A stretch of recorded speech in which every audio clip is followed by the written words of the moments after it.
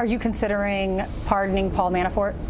I have great respect for what he's done in terms of what he's gone through. You know, he worked for Ronald Reagan for years. He worked for Bob Dole. He worked, I guess his firm worked for McCain. He worked for many, many people, many, many years.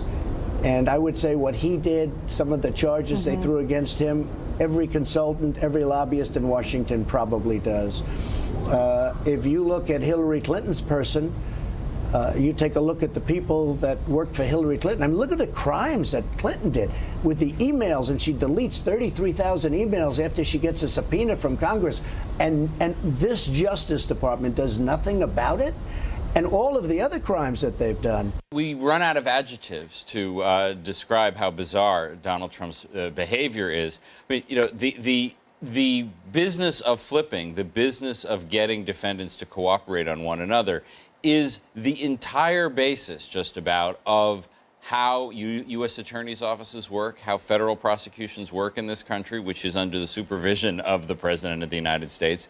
And I you know, as a former federal prosecutor myself, I think it works pretty well. The idea that it is somehow improper or should be unlawful is astonishing, especially if you think that criminals ought to be prosecuted.